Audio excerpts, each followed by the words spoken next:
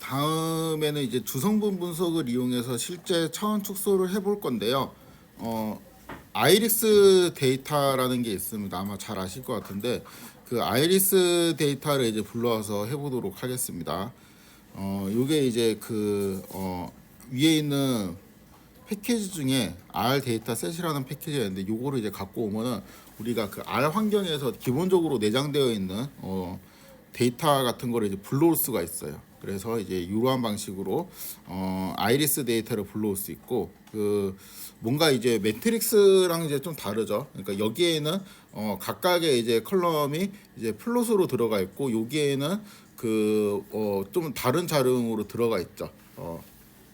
그래서 이게 R에서 데이터 프레임에 해당되는 이제 그러한 자료형이다라고 이제 생각을 할 수 있습니다.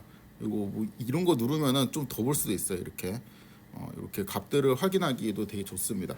아무튼 아이리스 데이터를 이제 잠깐 설명을 하면은 이거를 준비를 안 했네. 그러고 보니까 잠깐만 이런 거 물어보면 잘 알려주던데.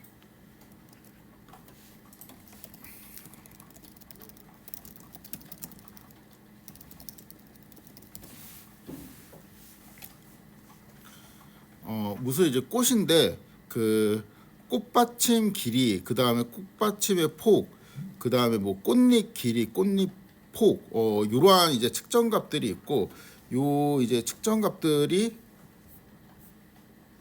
이렇게 뭐 이렇게 이제 네 개가 있습니다. 꽃받침 그 길이하고 폭, 그 다음에 꽃잎 길이하고 폭, 이런 식으로 있고, 그 다음에 여기에서 종류가 이제 꽃 종류가 이제 세 가지 종류가 있어요. 아이리스의 이 종류가 세 가지 있는 거구나. 요렇게 그 세 가지 종류가 있는데 요 종에 대한 거는 마지막 컬럼에 이렇게 담겨 있습니다. 그래가지고 꽃이 이제 물론 이제 똑같은 종이라고 해도 꽃잎이나 뭐 그런 꽃받침의 넓이 같은 게 조금씩 다를 수는 있는데 대충 이제 종마다 약간 좀 비슷하게 분포가 되어 있겠죠. 그래갖고 요 네 가지 요런 것들의 이제 분포를 보고 적당히 우리가 이제 어떤 종인지 맞추는 되게 이제 간단한 예제로 많이 활용되는 데이터셋입니다. 이거 제가 어떤 책에서 이제 봤는데 뭐 교수님이 만들었다고요. 손으로 이제 다 이제 재면서 만들었다고 합니다. 옛날에. 그러니까 이런 자료가 있으면 좋겠다 해가지고 어떤 이제 노 교수님이 이제 요렇게 데이터 분석을 하는 사람들이 나중에 좀 예제로 활용하기 편하게, 그러니까 이제 꽃을 막 이제 보다가 생각을 했겠죠. 이 모양을 가지고 이거 숫자로 해서 이런 거를 클래시피케이션 문제를 하면 이제 좋겠다, 이렇게 해서 막 조사를 하고 계셨는데 이제 좀 젊은 교수님이 그 교수님이 이제 찾아가서 이제 딱 봤는데 그거를 막 조사하고 계시니까 좀 마음이 그렇잖아요. 그 사람이 대신했다고 합니다. 그래서 실어 가가지고 대신 이제 조사를 하고 되게 이제 좀 전설적인 자료가 됐죠.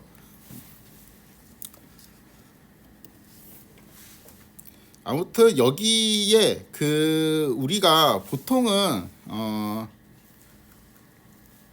이제 의도 자체가 이런 것들이 뭔가 이 종을 설명을 할 수 있을 거다라는 모티브에서 이 자료를 모으셨을 거고, 요거를 이제 X라고 보고, 그러니까 설명 변수 이 네 개를 설명 변수로 보고, 요거를 이제 Y로 보고, X에서 Y로 가는 매핑을 아마 이제 좀 학습하기 원하시는 마음에 이런 자료를 만들었겠죠. 그래가지고 일단 이제 자료를 분리를 할 건데, 이 아이리스 데이터를 여기 처음에 있는 네 개를 뽑아가지고 그냥 여기 간단한 코드 같은 거를 썼는데 요렇게 생겼잖아요. 아이리스 자료가 이제 요렇게 생겼는데 여기에 내가 이제 첫 번째 컬럼 얘를 뽑고 싶다라고 하면은 요거를 이제 그냥 드래그 해가지고 마치 이제 파이썬에서 컬럼 위를 뽑듯이 이제 이렇게 해도 되고, 아니면은 그냥 이거를 그냥 매트릭스처럼 생각을 해가지고 여기 첫 번째 컬럼 이렇게 뽑아도 돼요. 그리고 이렇게 하면 이제 처음 두 개의 컬럼이 이제 뽑히게 되겠죠. 처음 두 개의 컬럼에 뽑히게 되고, 이렇게 하면 처음 네 개의 컬럼에 뽑히게 되는데 우리가 요거를 X로 두고 싶은 거잖아요. 그래서 이거의 자료형을 이렇게 마치 이제 뭐 MP 어레이 이런 거 쓰듯이 이렇게 쓰면 됩니다. 이렇게 이제 바꿔주고 요거를 이제 X라고 두고, 그렇죠? 그 다음에 이 뒤에 있는 아이리스 데이터의 마지막 컬럼이 이제 이렇게 되어 있죠. 요 컬럼은 우리가 이제 Y라고 이제 둘 건데 이렇게 이 두 개를 이제 합친 코드가 여기 있는 거죠. 그래서 이제 이쪽을 제가 X라고 그냥 받았고 이 뒤쪽을 Y라고 받았습니다. 투플로.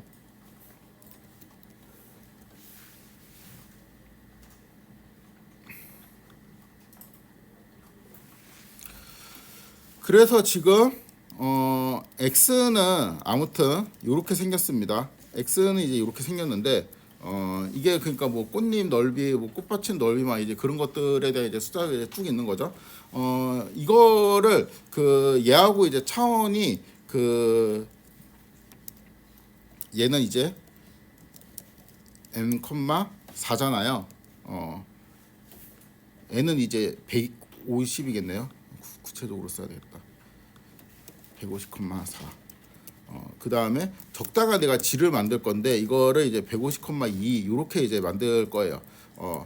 그래서 이러한 이제 G를 만들어 가지고 G에다가 어떠한 이제 적당한 매트리스 B를 곱해서 뭐하고 비슷하면 돼요? X하고 이제 비슷하게 이렇게 하고 싶습니다. 그래서 얘를 이제 했더니 true가 나오게 하고 싶어요.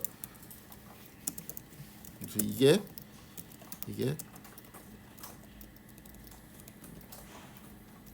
true이면 이렇게 하고 싶은 거죠. 그래서 이제 SVD를 이용해서 U, D, V로 이제 받아주고, 그러면 이제 U는 150 곱하기 4, 그 다음에 D는 숫자가 이렇게 4개 들어가 있고 V는 4 곱하기 4 이런 식으로 이제 나오게 되겠죠. U의 처음 두 개를 이렇게 잘라 가지고 내가 이제 U1이라고 이제 둘 겁니다. 그 다음에 U의 뭐 예를 들어 가지고 3, 4 이렇게 잘라 가지고 U2라고 두게 되면은 U1이랑 U2가 이렇게 분해가 되고, 그렇죠? 요거는 이렇게 이제 합칠까요?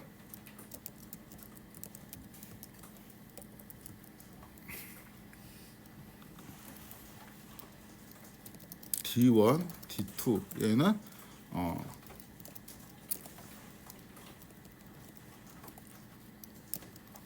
D에 처음 두 개,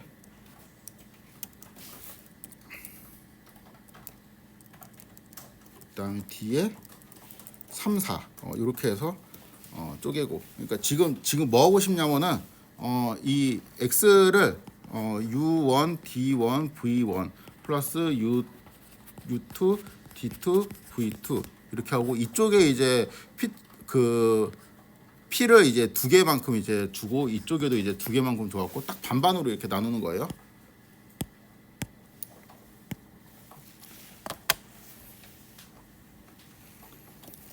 V1, V2는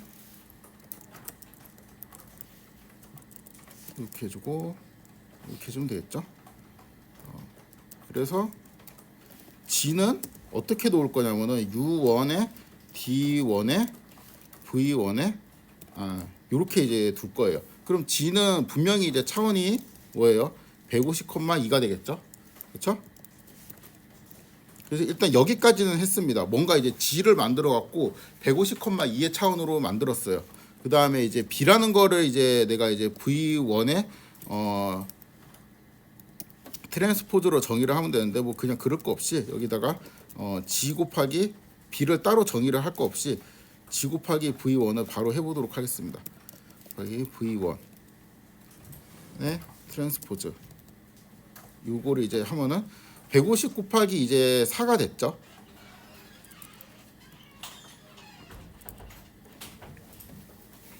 그리고 요거를 이제 X하고 비교를 해보도록 하겠습니다.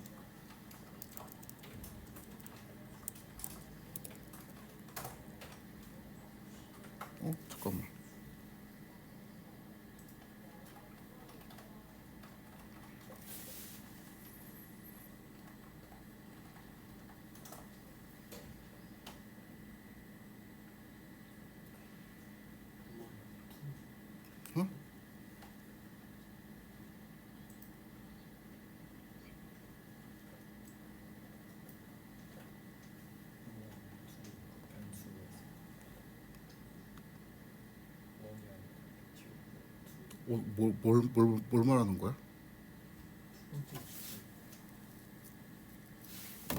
이거요? 이거 근데 상관없지 않나? 왜 상관 있지? 이게 받아주는구나. 얘가 유언으로 받아주는구나.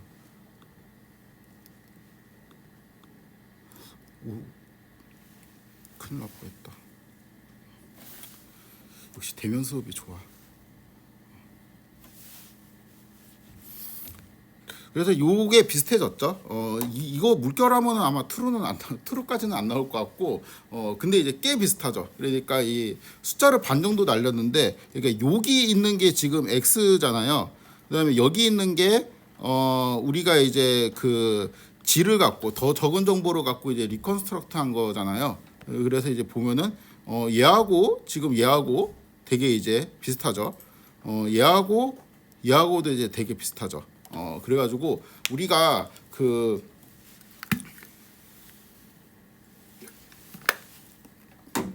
X가 갖고 있는 정보를 G도 거의 이제 대부분 갖고 있다. 이렇게 해석을 할 수가 있겠습니다.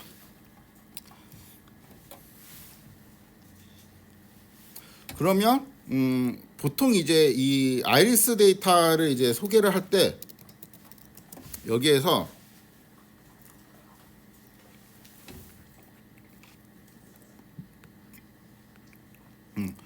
X 만약에 이제 변수가 3개였으면은 변수가 지금 4개 있잖아요. 변수가 이제 3개 있으면은 3차원으로 이제 스캐터 플롯을 그린 다음에 아이리스 데이터에 이제 각 뭔가 이제 종을 색깔로 표현하고 뭐 그런 그림을 그릴 수도 있겠죠.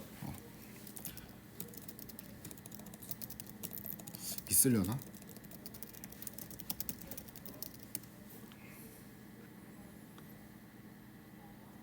이런 그림을 우리가 이제 그리고 싶단 말이에요. 변수가 이제 4개 있는데 3개였으면 이렇게 이제 입체로 이렇게 그릴 수 있는데 4개 있으니까 이걸 입체로 그리는 것도 이제 불가능하고 어떻게도 할 수가 없단 말이에요. 우리는 4차원을 상상할 수 없으니까. 근데 내가 만약에 그 종별로 이렇게 색깔을 구분하고 이러한 식의 이제 그림을 그릴 수만 있으면은 이제 되게 좋겠죠. 그때 이제 쓰이는 테크닉, 그러니까 이런 그림 2차원으로 이렇게 뿌려지는 그림 있죠. 이렇게 2차원으로 이렇게 뿌려지는 그림에서 PCA를 이용하면은 되게 이제 그 대부분 PCA를 이용해서 시각화를 많이 합니다. 그 분꽃 데이터를 잘 시각화할 수가 있어요. 그래서 이제 요거를 할 건데 어떻게 할 거냐면은 지금 이제 여기에 G는 봅시다. G는 이렇게 2개의 컬럼을 갖고 있죠. 2개의 컬럼을 갖고 있는데 여기 2개의 컬럼이 X는 아니에요. X는 이제 아닌데 X에 있는 정보를 다 갖고 있죠. 그러니까 만약에 여기에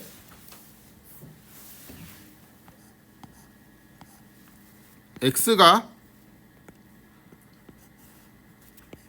이 컬럼이 하나, 둘, 셋, 4개 있고 얘는 이제 하나, 2개 있잖아요. 근데 여기에서 지금 로우별로 보면은 요렇게 대응하고 요렇게 대응하죠. 그러니까 이 첫 번째 로우에 보면은 여기 있는 정보가 이렇게 2개로 지금 압축이 됐고 여기 있는 정보가 여기 이제 2개로 압축이 됐고 이제 요런 식이잖아요. 근데 이게 이제 X라고 치면은 여기에 대응하는 또 Y가 있을 거 아니야.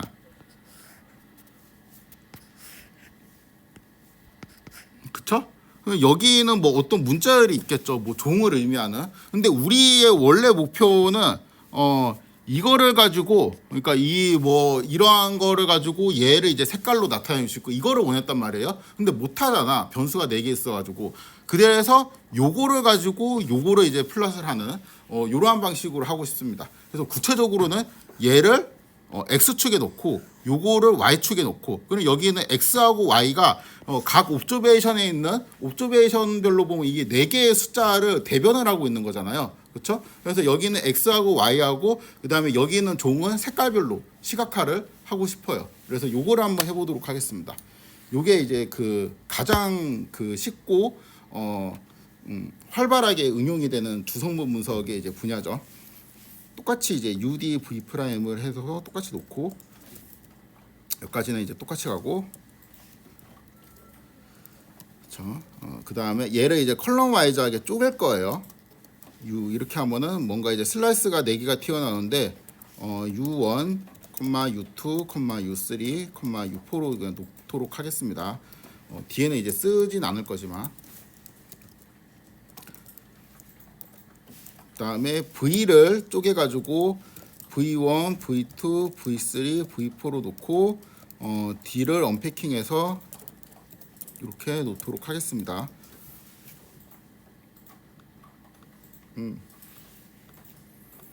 그러면 이제 U1 그다음에 곱하기 D1 V1의 트랜스포즈 이렇게 이제 하고 그다음에 2 요렇게까지 한 게 위에 나왔던 여기까지 이제 한 거하고 똑같죠. 5.09 그쵸? 똑같죠.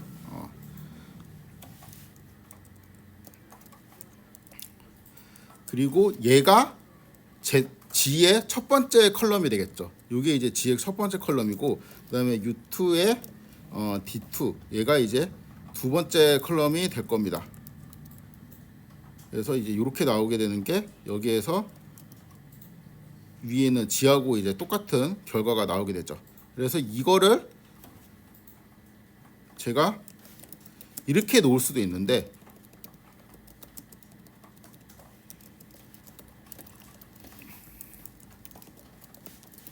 이렇게 놓을 수도 있는데 G의 첫 번째 컬럼이랑 이거 또 이러네다. 이거 왜 이러지? 첫 번째 컬럼이랑 두 번째 컬럼을 제가 이제 그 주성분이라고 했잖아요. 첫 번째 주성분, 두 번째 주성분 이렇게 놓을 수도 있으니까 요거를 PC1, PC2라고 놓도록 하겠습니다. 사실 G1, G2라고 놔도 상관없는데 나중에 이제 뭐 그 패키지 같은 거 쓰면 PC1, PC2 이렇게 나오거든요. 그래서 이제 그거랑 좀 연결을 나중에 시키기 쉬우시라고 이렇게 하는 겁니다. 스캐터 그다음 Y는 이제 이렇게 되어 있는데 종은 아마 3개가 있을 거예요.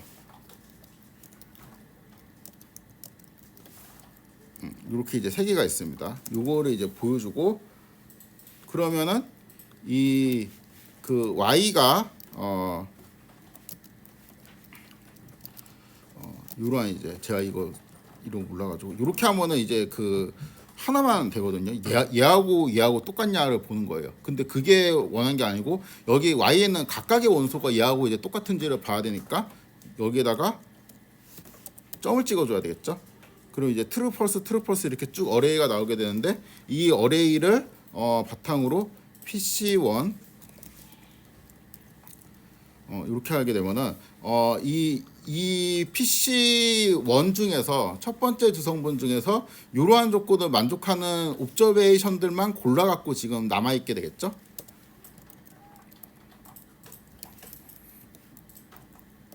그래서 일단은 그림을 좀 그립시다. 스캐터 PC1 그 다음 PC2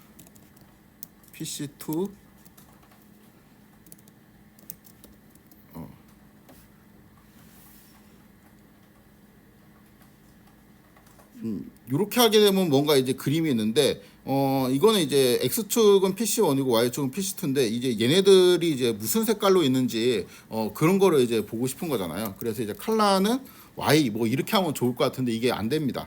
이거 쓰려면 다른 패키지를 써야 돼요. 그래가지고 그냥 단순하게 PC1에서 그러니까 그 GG 플러스 스타일로 안 돼요. 다른 모드를 깔아야 됩니다. 그래서 이제 이렇게 이제 뽑아주고 그다음에 다시 PC2에도 Y 땡땡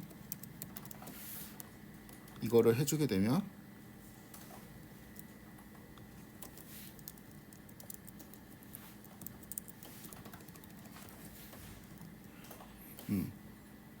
이 종에 해당되는 애들만 그려지게 되겠죠.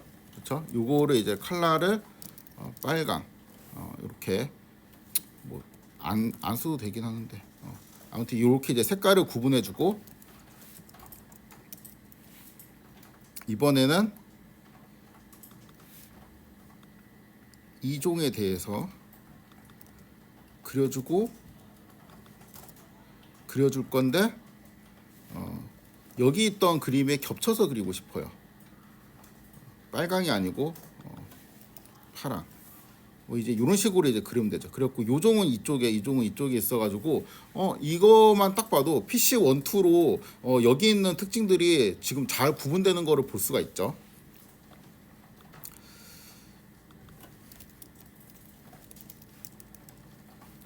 칼라는 지우고 라벨을 써주면은 이거는 그 라벨별로 이렇게 칼라가 만들어지고 레전드도 그려지거든요. 그러니까 지금 이러한 기본이 있죠. 이러한 기본은 파이썬에서 매프란 라이브러리에 대응하거나 R에서 지지플랫 말고 그냥 플랫 있죠.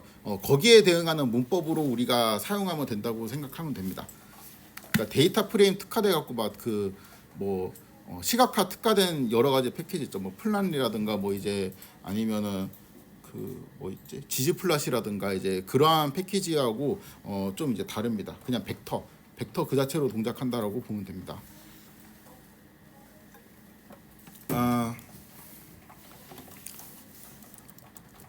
저는 매프란 라이브러리 좋아해가지고 편해요.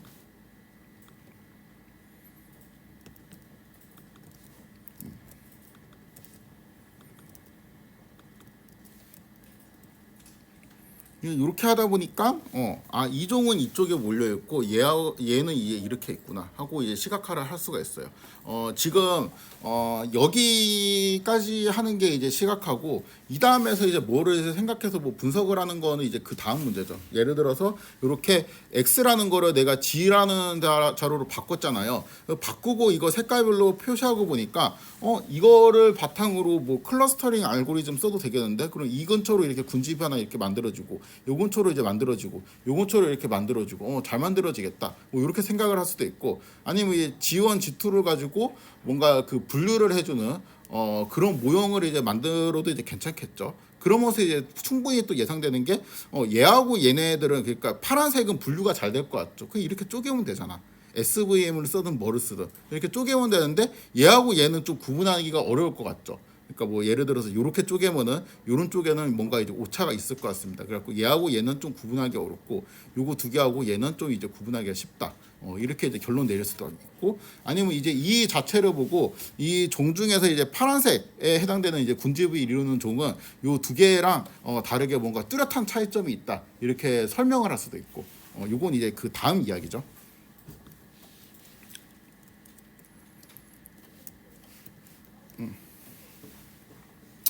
이거는 뭐 되게 간단한 건데 아이리스 데이터를 이제 완벽하게 재현하는 코드 X는 이거는 굳이 할까 싶기는 했었는데 이렇게 되어 있으면은 얘를 이제 U 다이어구나 D 이렇게 하게 되는 거를 Z라고 두게 되면은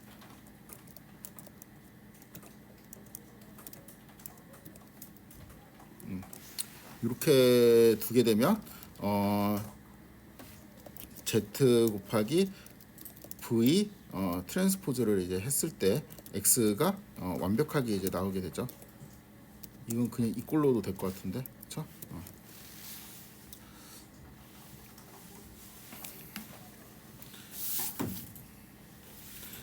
지금 그 X하고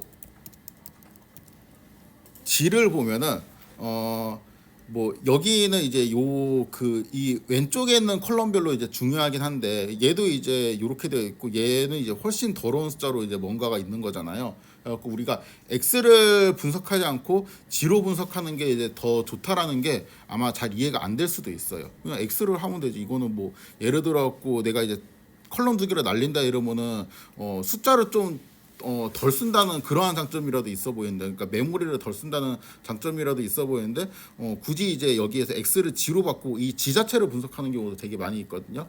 이거를 왜 하냐라고 이제 생각이 들 수도 있을 텐데 그거는 제가 좀 나중에 설명을 하도록 하겠습니다. 그러니까 이렇게 분석을 하는 경우가 다중공성성을 해결할 때 이렇게 분석을 해요. 왜냐하면 여기 있는 그 G1, G2, D3, G4가 이 컬럼들이 오소고날합니다. 지금 오소고날이라는 의미를 정확하게 잘 몰라갖고 좀 설명하기 어려울 것 같은데 그 오소고널한 베이시스를 갖게 되면은 다중공성성이 그냥 안 생겨요, 처음부터. 그래서 X는 생길 수가 있는데 G로 바꿔서 분석하면은 안 생깁니다. 그래서 그러한 이유로 바꿔서 분석할 때도 있어요.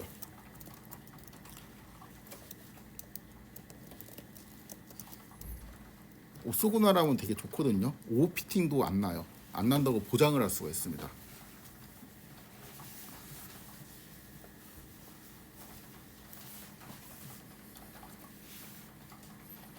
그래서 막 그 회귀 분석 같은 거 할 때 트레이닝 셋이랑 뭐 테스트 셋 이렇게 나눠 갖고 분석하는 거 본 적 없죠.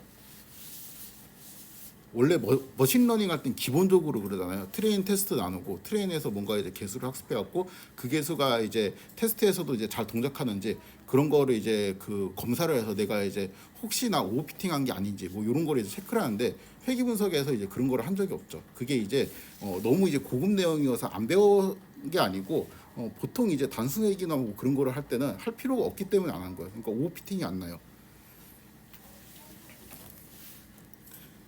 나중에 할 겁니다. 나중에.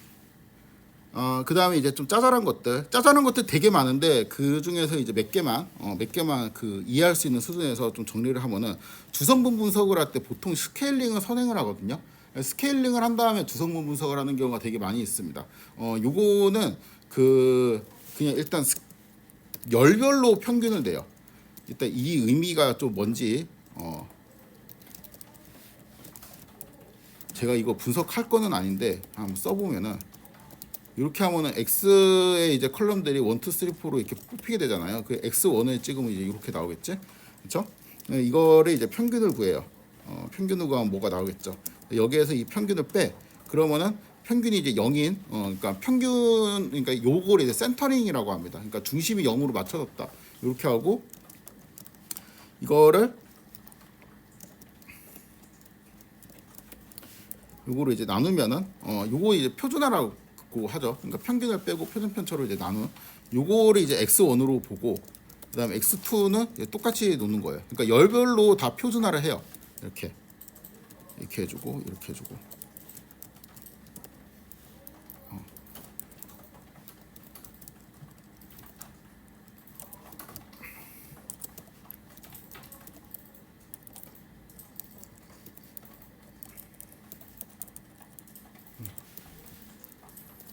그러면 이제 x1, x2, x3, x4 이렇게 이제 묶어버리면 이제 요러한 x가 나오잖아요.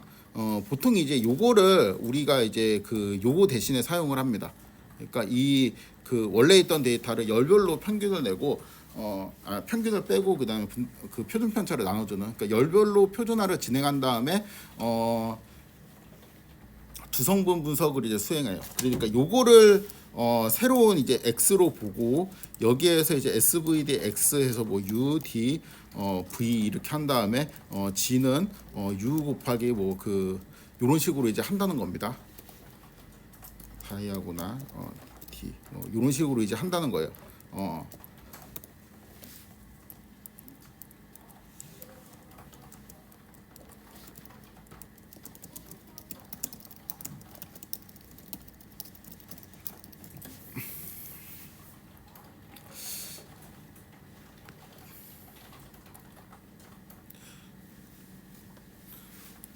이게 좀 애매한데 이게 어떻게 설명해야 될지 모르는데 보통 이렇게 많이 하거든요. 원래 이제 주성분 분석이라는 걸 처음에 이제 고안을 한 게 x1, 2, 3, 4 이제 4개의 변수가 있잖아요. 4개의 변수들끼리 어떤 관계, 그러니까 여기서 관계는 이제 코릴레이션을 의미합니다. 어떠한 관계가 있는지 그런 거를 좀 파악하기 위해서 만들어진 그 방법이었어요. 근데 이제 그게 좀 쓰다 보니까 SVD랑도 뭐 좀 관련이 있고 뭐 하다 보니까 이거를 뭐 이렇게 시각화에 쓰는 사람들도 있고 차원 축소에 쓰는 사람들도 있고 아니면 뭐 다중공성성을 해결하기 위해서 쓰는 사람들도 있고 활용 범위가 이제 되게 많아진 거죠.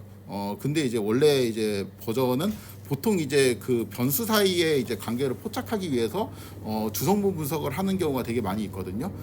그 관점에서 보면은 요거를 이 그 표준화를 한 다음에 주성분 분석을 하면은 좀 더 이제 변수 사이의 관계를 포착하기 유리해집니다. 그러니까 뭔가 이제 그 X하고 Y하고 비슷하다라고 할 때 둘 다 이제 100 근처에서 놀고 X3는 50 근처에서 놀고 이러면은 일단 그 평균적으로 100이라는 두 개가 비슷해 보이기 때문에 X하고 Y가 되게 비슷해 보이는데 사실상 그 평균을 빼고 난 다음에 분포를 살펴보면은 또 X하고 오히려 X3가 비슷할 수도 있잖아요. 그렇죠? 그래서 변수 간의 이제 관계 같은 거를 이제 제대로 보기 위해서는 보통 이제 스케일링을 선행을 한 다음에 분석을 하는 경우가 있습니다. 이제 그럼 좀 질문이 그럼 만약에 스케일링을 선행하지 않으면 두num분 분석이 아니냐라고 물을 수가 있는데 그거는 좀 책이 없어요. 책이 없는데 일단은 그 R이나 파이썬 패키지에 옵션을 주도록 되어 있습니다. 그러니까 센터링을 할 거냐, 아니면 분산을 나눌 거냐, 뭐 이런 옵션을 주도록 되어 있는데 그게 디폴트로 true로 들어가 있거든요. 근데 내가 그걸 false로 주면은 false로 중 결과를 이제 주성분 분석해 줍니다. 그래갖고 제 생각에는 일단은 주성분 분석이 변수 사이의 관계를 포착하기 위해서 많이 쓰이는 건 맞는데 꼭 이목적으로 쓰이는 건 아니거든요. 그럴 때는 지금 저처럼 그냥 센터링이나 뭐 그런 거 별도의 처리 없이 그대로 해도 저는 이제 주성분 분석이라고 생각을 합니다. SVD는 일단 맞죠. SVD를 쓴 거니까. 요것도 그 되게 짜잘한 개념인데 보통 이제 PC 스코어 있죠. 그 G 매트릭스의 이치 엘리멘트, 그러니까 각각의 원소들을 제가 PC 스코어라고 했죠. 근데 PC 스코어는 보통 내가 이제 옵저베이션별로 뭔가를 이제 분석을 하고 싶을 때, 옵저베이션별로 어떠한 주성분이 얼마나 영향을 미치는지 이런 거를 이제 분석하고 싶을 때 PC 스코어라는 용어를 많이 쓰거든요. 그래서 문맥적으로는, 그러니까 원래 PC 스코어 정의는 그 각각의 이제 옵저베이션들을 이제 그 PC 스코어라고 하는데. 이게 G라는 매트릭스에 이렇게 나왔잖아요. 요거는 그렇게 그냥 용어를 설명하는 거예요. 뭐 어떤 개념적인 내용이 아닙니다. 요 지금 동그라미를 치고 있는 거는 다 PC 스코어거든요.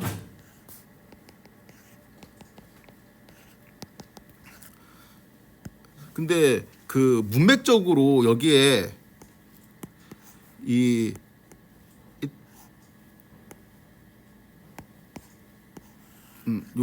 요렇게 보면은 첫 번째 컬럼에 어떤 숫자들이 있잖아요. 그렇죠? 그러면 이제 그 PC1에는 n개의 PC 스코어가 있다. 이렇게 표현할 수가 있잖아.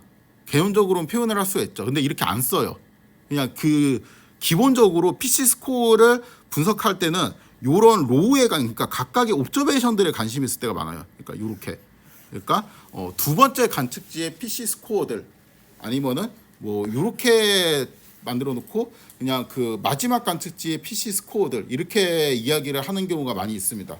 처음에 있는 요거를 이제 컬럼을 의미하고 싶을 때는 그냥 첫 번째 프린시플 컴포넌트라고 이야기를 하지 뭐 이 그 제일 오른쪽에 있는 PC 스코어들이라고 그냥 굳이 이야기를 하지 않아요. 그래서 이게 그 정의상으로는 PC 스코어는 이치 엘리멘트를 당연히 PC 스코어로 부르긴 하는데 보통 이제 문맥적으로 느낌이 PC 스코어라고 하면은 딱 로우가 떠올라야 돼요. 각각의 이제 옵저베이션에 PC 스코어들. 그러니까 뭐 예를 들어서 세 번째 옵저베이션에는 PC 스코어가 4개 있겠죠. 그럼 그 4개는 각각 4개의 주성분이 있잖아요. 그 4개의 주성분이 이제 얼마만큼 영향을 끼치는데 숫자로 나타내는 것이다. 이런 식의 설명이 많이 있습니다. 그 설명을 지금 이해할 필요는 없어요. 제가 여기서 소개하고 싶은 내용은 PC 스코어라고 이제 보통 우리가 이야기할 때 그 정의상 보면은 얘가 이제 컬럼을 의미할 수도 있고 로우를 의미할 수도 있고 그런데 보통 이제 로우라고 이제 생각을 하는 게 맞다라는 겁니다. 물론 이제 이런 것도 PC 스코어가 되겠지.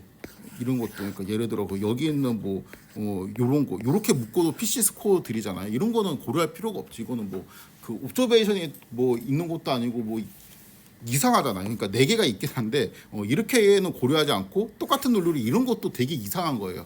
보통 이제 의미가 있게 고려를 하는 거는 이렇게 로우로 이렇게 고려를 하는 게 의미가 있습니다. 그래서 나중에 공부할 때 PC 스코어라는 이야기가 나오면은 로우라는 개념을 꼭 기억해서 생각을 하시면 됩니다. 그래서 뭐 이거를 그냥 되게 쉬운 내용인데 막 중구난방으로 쓰여져 있어가지고 용어가 좀 헷갈려서 제가 좀 정리를 하면은 UDV 이렇게 해주고, 그러면 G는 U 곱하기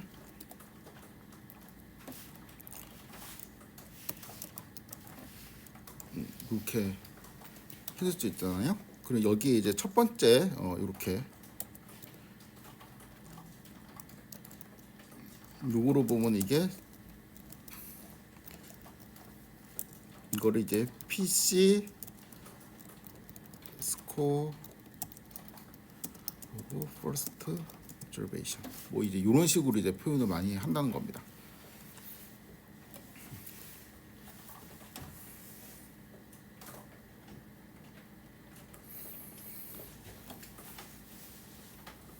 요것도 그 책에 이렇게 쓰여져 있는 경우가 있어요. 뭐 처음 세 개의 주성분만 고려하면은, 그러니까 무슨 뜻인지 대충 알겠죠. 그러니까 이 SV들 해갖고 UDV가 이제 나왔다고 할 때 처음 세 개의 주성분을 고려한다라는 거는 D도 D1, D2, D3까지 고려하고 U도 첫 번째 세 개의 그 컬럼들만 이제 고려를 한다는 의미고, 그래서 요 G를 이렇게 만든다라는 의미입니다. 그리고 만약에 이 그냥 뭐 처음 몇 개라는 말 없이 그냥 X의 주성분이라고 하면은 보통은 이거를 다 고려한 거. 그러니까 요러한 그 G를 의미를 해요. G의 컬럼들을. 그러니까 일단은 X가 n by p 매트릭스라고 하면은 주성분은 책에 p까지 나올 수가 있는데, 그냥 이 중에서 X의 주성분을 고려하면 그냥 이렇게 이야기를 하면은 p개를 다 고려한다는 의미고, X의 주성분 중에서 이제 처음 몇 개만 고려하면 이러면은 그 처음 이제 몇 개의 컬럼들만, 그러니까 좀 중요한 컬럼들 이제 몇 개만 뽑아가지고 고려를 한다라는 의미가 되겠습니다. 그러니까 그 예를 들어 가지고 제가 여기에 시각화를 이렇게 한 거 있죠. X의 처음 두 개의 주성분만 고려하여 시각화하면, 이런 식으로 제가 그냥 문장을 쓸 수가 있는 거죠. 이 시각화를 설명을 할 때.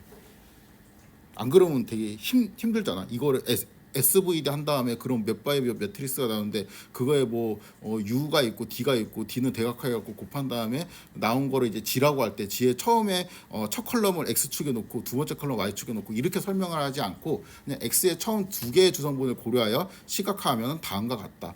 이러한 식으로 그냥 일반적으로 설명을 많이 한다는 것입니다.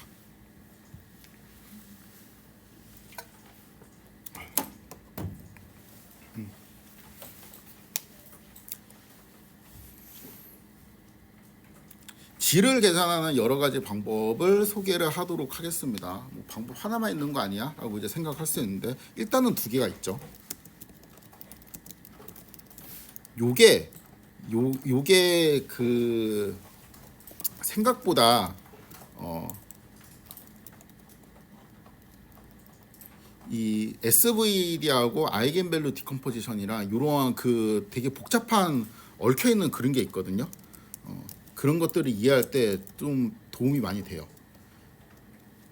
일단 이제 X가 이제 이렇게 되어 있을 때 G는 우리가 이제 알고 있는 거 SVD,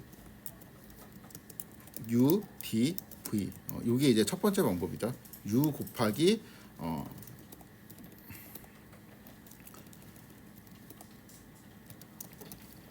요게 첫 번째 방법이죠. 그쵸? 이렇게 이제 G를 구하는 게 첫 번째 방법입니다. 한번 이제 확인만 해볼게요. 그쵸? 요게 이제 첫 번째 방법입니다.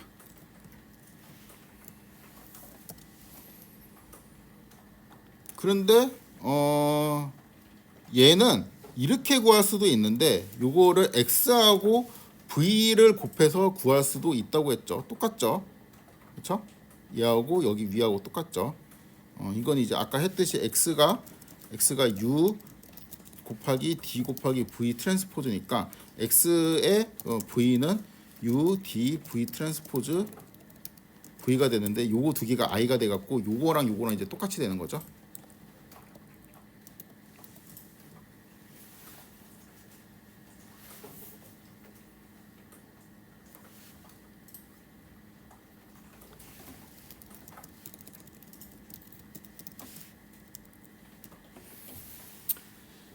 그 다음에 x 트랜스포즈 x를 계산을 합니다.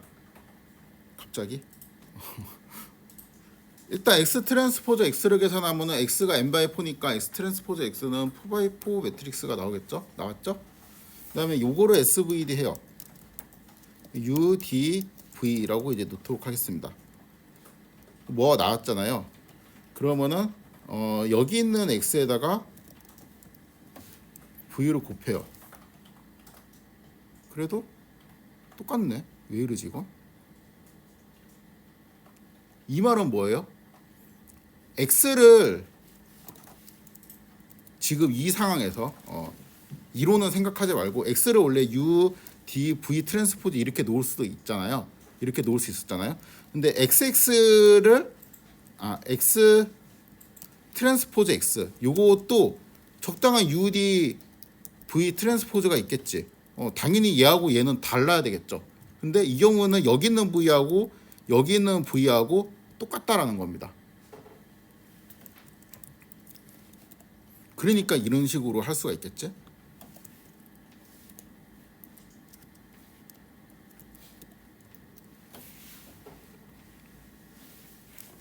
근데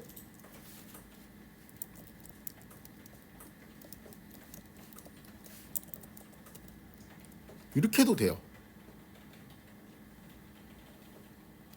미치겠죠 이제. x에다가 v를 곱해야 되는데 x에다 u를 곱해도 돼. 이 말은 뭐예요?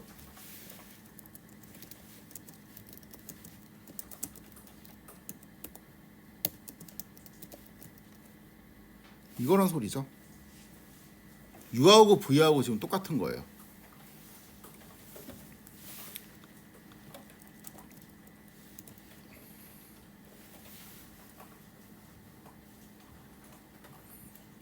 왜 이렇게 해야 되냐? 요게 편한데 그쵸? x가 n 바이 p잖아요. n이 한 10만 개 있다고 쳐봐요. 그럼 u 매트릭스가 10만 개 있어야 되겠지. 로우가 그쵸? 근데 요거는 x 트랜스포즈 x 그러니까 10만 곱하기 2 행렬이라 치면은 x 트랜스포즈 x를 하면 2 바이 2로 떨어지죠. 2 바이 2를 svd 하는 게 되게 쉽겠죠. 그러니까 10만 곱하기 2를 하는 것보다 10만 곱하기 2 하면 이제 빡빡하거든.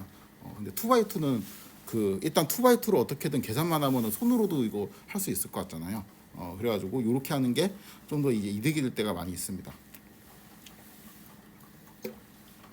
그거보다 좋은 알고리즘 되게 많아요. 그래가지고 뭐 이게 엄청난 뭐 이제 장점이 있는 건 아닌데 아무튼 요게 이제 가능합니다. x 트랜스포즈 x를 구한 다음에 그걸 svd 하면은 되게 놀랍게도 끝에 있는 v가 그냥 이제 x에 있는 v하고 이제 똑같이 되는데 그거를 이용해서 이제 풀 수 있고 이 경우는 되게 특이하게 또 u하고 v하고 똑같아요. 그래갖고 xv를 구하는 대신에 xu를 구해도 똑같습니다. 요거는 그냥 제가 놀래키려고 쓴 거고 보통은 이렇게 그냥 하는 게 낫겠죠.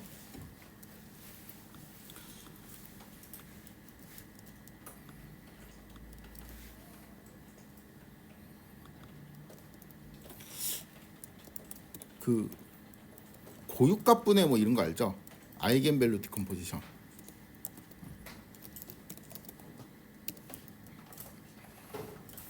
이렇게 하면은 요게 이제 고유값이 되고 여기 뒤에 있는 게 고유 벡터 행렬이라고 부릅니다. 이런 게 있어요. 그러니까 SVD처럼 뭔가 이렇게 하면은 뒤에 해당되는 게 여기 이제 아이겐밸류로 나오고 여기 뒤에 매트릭스 있죠. 이건 U나 이제 V에 대응하는 겁니다. 이런 게 있는데 이거의 결과를 제가 고유값들은 그냥 람다라고 받을 거고 앞으로 항상 그 다음에 이 고유 벡터 행렬은 사이로 받을 겁니다. 그래서 이렇게 이제 놓을 수가 있어요. 갑자기 뭐 하는 거지? 이 푸사이를 x에 이렇게 곱하잖아요. 그러면은 얘하고 똑같아져요. 좀 다르죠? 왜냐하면 이제 여기 끝에 가면 뭐 0.003인데 여기는 마이너스 5.9잖아요. 근데 이제 잘 보면은 여기 있는 값이 이쪽으로 그러니까 얘의 첫 번째 컬럼이 여기에 마지막에 오고 그렇죠? 여기 두 번째 컬럼이 이렇게 온 거를 알 수가 있죠. 이게 내가 싫다. 요게 이제 그 이렇게 되는 이유는 이 고유값이 작은 거부터 이렇게 큰 순서로 되어 있잖아요. 그렇죠? 근데 보통 이제 이 고유값이 만약에 0이라고 치면은 그 고유값에 해당되는 어떤 이제 컴포넌트는 별로 이제 중요하지 않다라는 거를 의미하게 되니까 보통 우리가 SVD 할 때는 큰 거부터 썼잖아. 그래서 그거를 의미하고 싶을 때는 이거를 역순으로 좀 정렬을 해달라 이렇게 요런 이제 옵션을 주면은 이게 큰 순서대로 이렇게 정렬이 됩니다. 그래가지고 그때는 이제 이렇게 하게 되면은 얘하고 똑같죠. 그렇죠? 요거하고 똑같죠. 이것도 왜 이러지? 선대 시간에 사실 다 배웠을 건데 그 이렇게 보면 좀 이제 헷갈릴 수 있습니다. 아무튼 이제 똑같습니다. 그래가지고 이렇게 보니까 되게 그 놀라운 사실이 있어요. 우리 X 트랜스포즈 X라는 매트릭스 있죠. 이러한 4x4 매트릭스에 대해 가지고 내가 SVD를 할 겁니다. SVD를 해서 U, D, V를 이렇게 만들 거예요. 근데 여기에서 쇼, U 얘는 똑같았잖아. 그쵸? 그런데 얘를 고유분해한대 갑자기 또.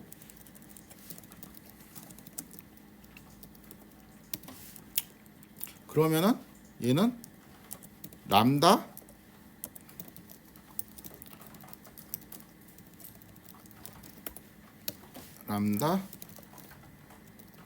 사이 이렇게 되잖아요.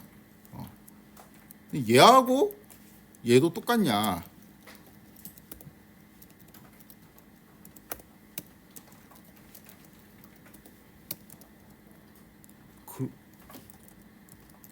잠깐만. 이거 다르지. 이렇게 하면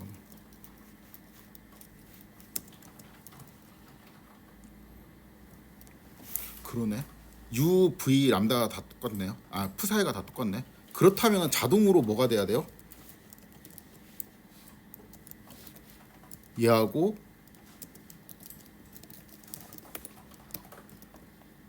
얘도 똑같겠죠. 그래서 이러한 상황이 발생하게 됩니다. 되게 특이하죠. 이런 거를 우리가 그냥 간단하게 어떤 이제 특수한 경우에 요거는 특이값 분해라고 하죠. 싱글 레벨 디컴포지션. 그 다음에 요거는 고유값 분해라고 합니다. 아이겐밸류 디컴포지션. 싱글 레벨 디컴포지션이랑 아이겐밸류 디컴포지션이랑 어떤 특정한 조건에서는 그냥 같은 거를 의미하는구나 라고 이해를 할 수 있습니다. 일단 그 특정한 조건이 뭐냐, 특정한 조건이 뭐냐 할 때 제일 쉬운 거, 제일 처음에 알 수 있는 거는 뭐예요? X가 정사각행렬이어야 되죠. 왜냐하면 일단 U하고 V하고 같아야 되거든. 정사각행렬일 때만 얘하고 일단 사이즈가 같아야 될 거 아니에요. 둘이 이제 똑같으려면은. 그렇죠? 디멘전이 똑같아야 되니까 일단 X가 정사각행렬이어야 돼요. 그렇죠? 이렇게 이러한 모양의 이제 정사각행렬이어야 되고, 그 다음에 두 번째 조건은 얘를 기준으로 얘가 대칭이어야 돼요. 대칭행렬이어야 됩니다. 그 다음에 모든 원소가 실수이어야 돼요. 마지막 조건이 하나 더 있는데 어렵습니다. 그래서 그건 소개 안 할 거예요. 양수 비슷한 거여야 돼요. 양수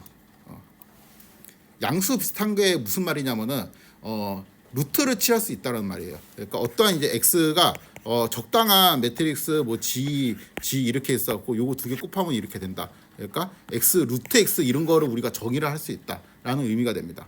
이거는 너무 어렵죠. 무슨 말인지 모르겠잖아요 지금. 그래서 이거는 빼고 x가 이제 특정한 조건에서 되는데 당연히 대칭행렬이어야 되고 실수해야 되고, 대칭행렬이면은 대칭행렬이라는 거 자체가 정사각행렬이라는 거를 임플라이 하죠. 그렇죠? 정사각행렬이 아니면 이제 대칭행렬이 아예 애초에 될 수가 없으니까. 그래서 모든 원소가 실수인 대칭행렬이면 일단 가능성이 있어요. 일단 가능성이 있는데 항상 그런 건 아니고 거기에 플러스 알파가 더 필요한데 그거는 이제 양수 비슷한 거다. x라는 행렬이 양수 비슷한 거여야 된다. 뭐 이런 조건이라고 이해를 하면 됩니다. 조건을 따지는 게 중요한 게 아니고 이 결과를 그냥 받아들이는 게 중요해요. 그러니까 고유값 분해하고 특이값 분해하고 이제 똑같이 되는 경우, 정사각행렬 x가 어떠한 이제 특이한 조건이 이제 만족되면은 특이값 분해 u하고 v가 같아지는 경우가 있거든요. 요렇게 그렇죠? 이렇게. 그래서 x가 원래는 이제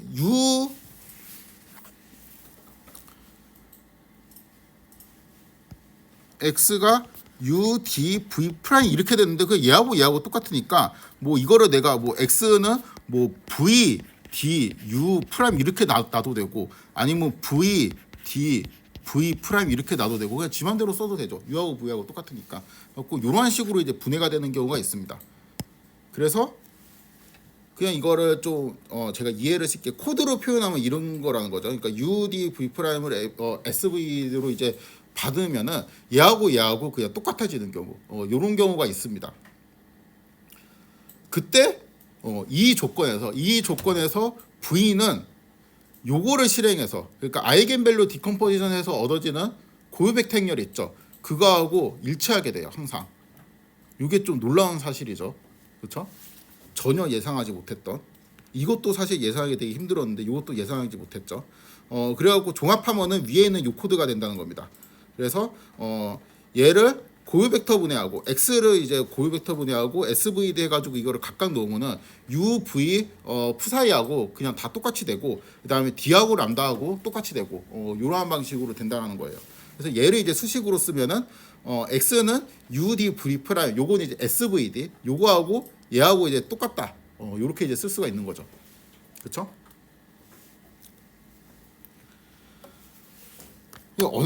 언제 되냐 도대체 이런 게 실대칭행렬 그러니까 실대칭행렬은 그 실수이고 모든 원소가 실수이고 대칭행렬이라는 의미입니다. 그럴 때 이제 가능해요. 일단 안 되는 건 되게 쉽게 찾을 수가 있어요. 안 되는 거. 예. 대칭행렬 안 되잖아. 그렇죠? 요거 이렇게 해 가지고 대칭을 하면은 그 대칭행렬이 뭔지는 알죠? 그 X 트랜스포즈하고 X하고 똑같은 거. 요게 이제 대칭행렬입니다. 요거는 지금 X 트랜스포즈를 하면은 요렇게 되는데 이거하고 X하고 다르잖아요. 그럼 대칭행렬이 아니에요. 요거를 이제 SVD 해가지고 X 이렇게 하면은 이거를 이제 U, D, V 이렇게 놓고 U 프록스 V 이렇게 하잖아요. false가 되죠. 그렇죠? 안 돼요. 요거는 대칭행렬이죠. 여기에 IM이라고 되어 있는 거는 그 제곱을 해서 마이너스 1이 나오는 거. 그러니까 그 I를 의미하는 겁니다. 허수. 이거는 이제 X는 지금 2I 1 1 0 이렇게 되고 X의 트랜스포즈는 2I 0. 요 대각선은 이제 그대로 있고 요거하고 요거는 이제 플립을 시켜야 되는데 플립을 시켜도 똑같이 1, 1이죠. 그래서 X하고 X 트랜스포즈하고 똑같죠. 대칭인열입니다. 근데 그냥 딱 봐도 안 될 것 같아. 이거 실수가 아니잖아. 그러니까 우리가 이런 거를 굳이 막 알고 싶지도 않은 행렬이죠. 사실은 이런 거를 이제 다룰 일이 뭐가 있겠어. 대칭열인 건 맞는데 이거 진짜 그 뭐야 생각한다고 이제 되게 이제 힘들었던 그런 거지. 그렇죠? 그래서 이거를 이렇게 해주고 얘를 U, D, V 이렇게 해주면은 U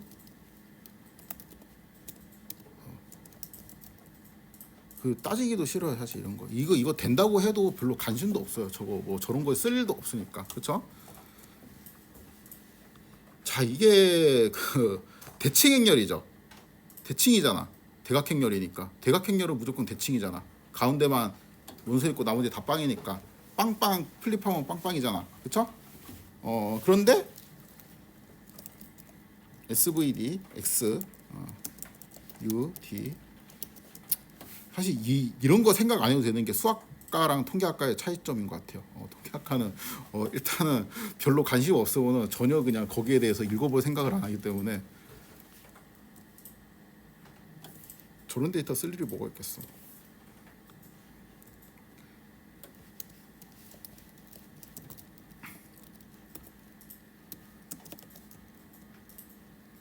안 되네.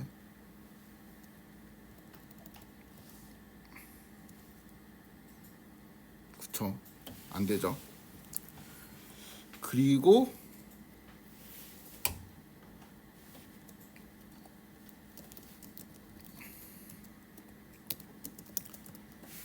마지막에 되는 경우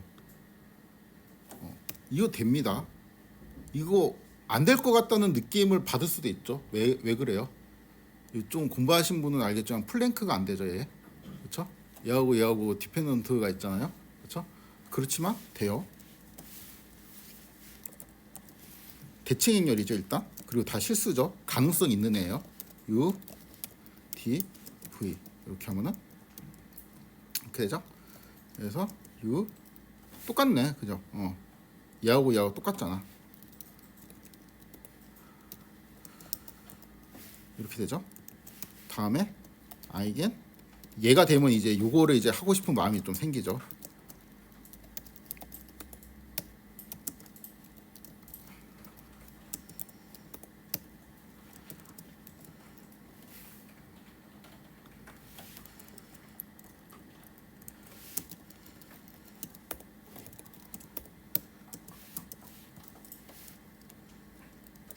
에이씨, 이거 왜?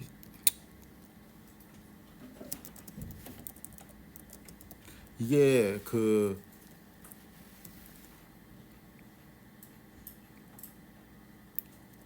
잠깐만.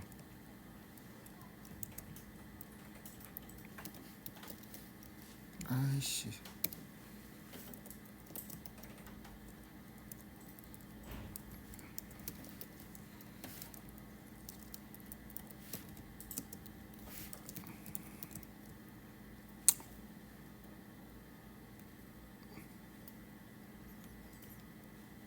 이거는 되는 거예요.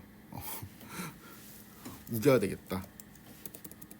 이거는 여기 있는 마이너스만 그거 하면은 요게 이제 똑같은 게를 의미하기 때문에 얘는 되는 겁니다. 이거를 뒤에 하려고 그랬는데 일단 요거는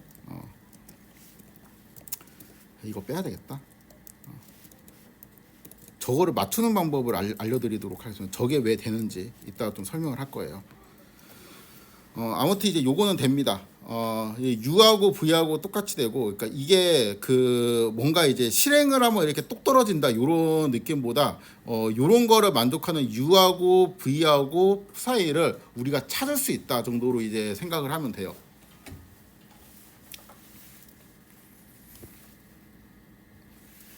그래서 요 네 가지 경우 될 때 안 될 때 있죠. 근데 그러니까 이제 되게 싫죠. 헷갈리고 언제 되냐. 딱 되는 경우가 뭐가 있냐. 우리가 관심 있는 것들 그런 것들만 딱 모아봤습니다. X는 똑같이 아이리스 데이터에 있는 그 X예요. 이 X인데 이 X의 코베리언스 매트릭스를 이렇게 구할 수가 있거든요. 코베리언스 매트릭스는 그냥 됩니다. SVD 요거를 하고 그다음에 U, D, V 이렇게 하면은 U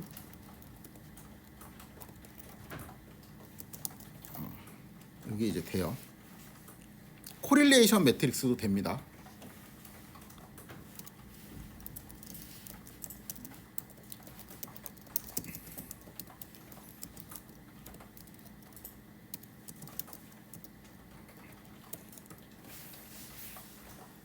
그냥 이런 꼴도 돼요.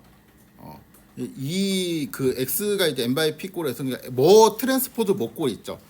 그게 사실 얘하고 얘를 그냥 포함하거든요. 왜냐하면 우리가 공분산 행렬은 x 빼기 뮤 요거에 트랜스포즈 x 빼기 뮤 요렇게 볼 수 있고, 요거는 여기에서 이제 뭔가 이제 나눠주는 텀 요런 거를 이제 같이 고려한 거니까 사실상 그냥 x 트랜스포즈 x의 꼴도 그냥 됩니다.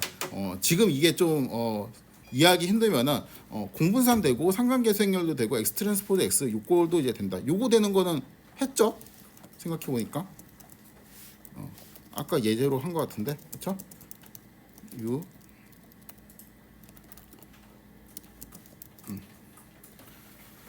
그래서 어떤 이제 디자인 매트릭스가 있을 때 디자인 매트릭스의 공분산 행렬, 그 다음에 상관계수 행렬, 그 다음에 요런 거 x 트랜스포즈 x 요런 게 이제 됩니다. 분산은 우리가 보통 일변량을 고려할 때 분산은 양수가 나오죠, 그렇죠? 근데 요거는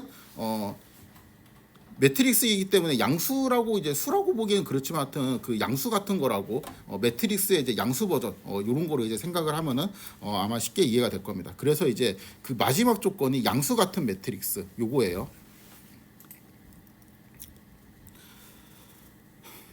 다음에 햇 매트릭스 H가 이제 X 트랜스포즈 X의 인버스의 X 트랜스포즈 X 요게 이제 H죠. 150 곱하기 150이네 디멘전이. 그래서 SVD H 이렇게 이제 하게 되면은 U, D, V 이렇게 분해를 할 수 있겠죠. 그렇죠? 그래서 U하고 V하고 똑같은지 체크를 하면은 다르네. 된다며. 왜 안 돼? 자 봅시다.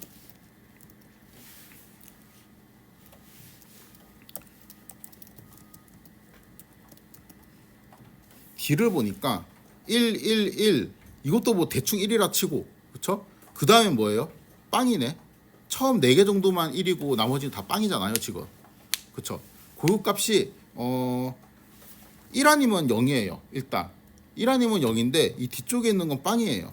그래서 처음 4개 값만 가지고 H를 만들 수가 있을 것 같습니다. 무슨 말이냐면은 U1을 U에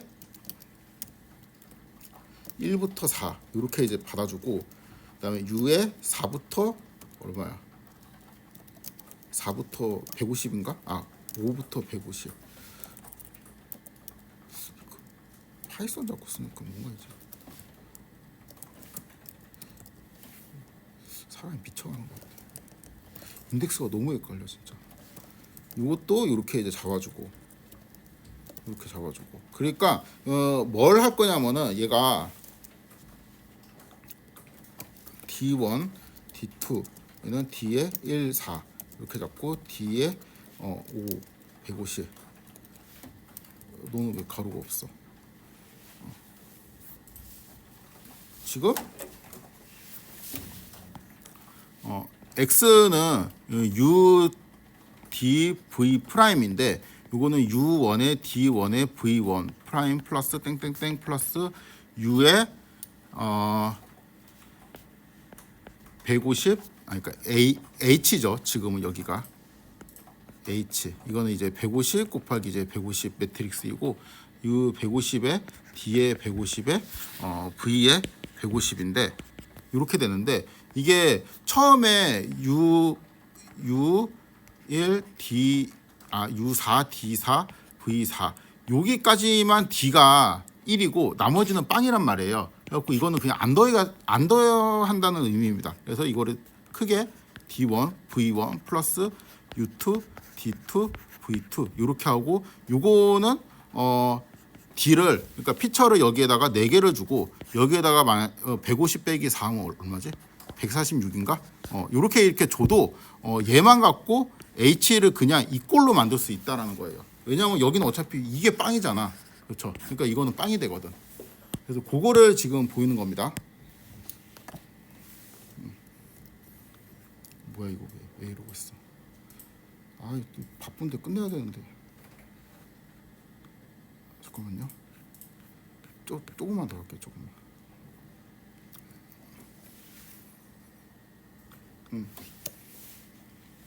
그래서 결국에는 지금 U1이랑 V1이랑 요거를 걸면은 true가 나올 거예요. 이거는 이제 true가 나올 겁니다. 그런데 됐네. show D 이거 이제 빼고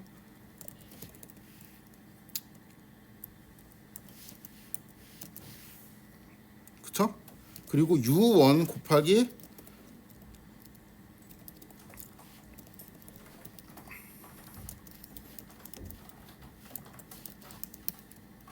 요거를 하면은 이게 H하고 비슷해지겠죠. 왜냐면 뒤에는 다 빵이거든. 별로 관심 없거든. 그쵸? 근데 이제 U를 내가 이렇게 볼 수도 있어요. U는 지금 요 상황에서 U1에 U2 이렇게 되어 있는 게 U잖아요. 그렇죠? 그다음에 V는 V1이랑 V2 이렇게 되어 있는 게 V잖아. 근데 이거를 그냥 이렇게 봐도 상관없어요. 왜냐면 여기는 어차피 그냥 내가 그 곱한 그거를 요렇게 내가 U하고 V로 놓고 얘를 리컨스트럭트 해도 이게 곱해지는 텀이 빵이 되거든. 그러니까 지금 뭘 한 거냐면은 죄송합니다.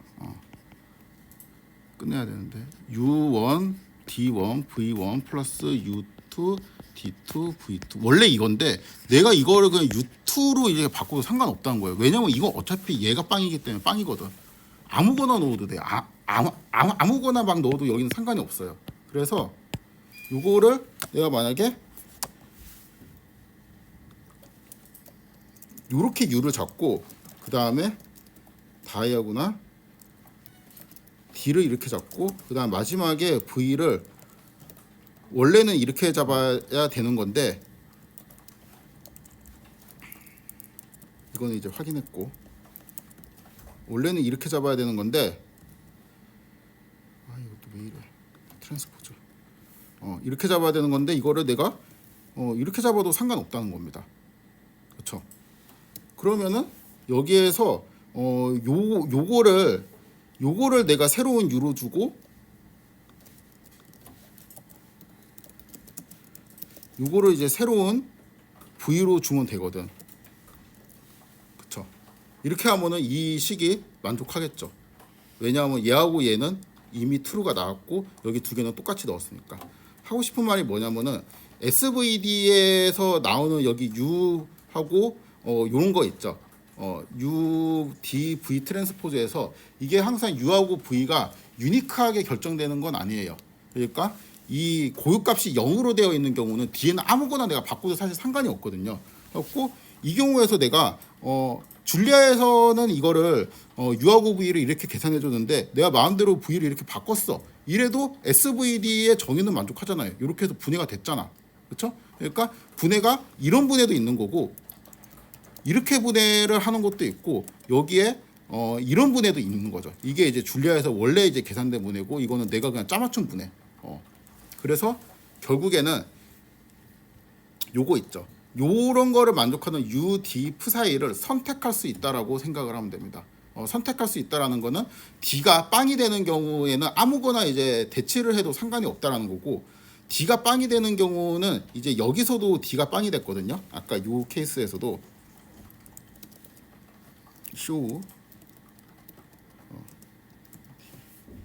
요런 게 이제 D가 한쪽이 이제 빵이 됐잖아요. 요런 거 D 쪽으로 이제 아무거나 이제 선택을 해도 되고 그다음에 그 부호 같은 것도 이제 좀 조정을 하면서 요거를 이 식을 만족하는 게 딱 계산이 된다라는 의미보다 이 식을 만족하는 U와 V를 우리가 적당히 선택할 수 있다로 생각을 하면 됩니다.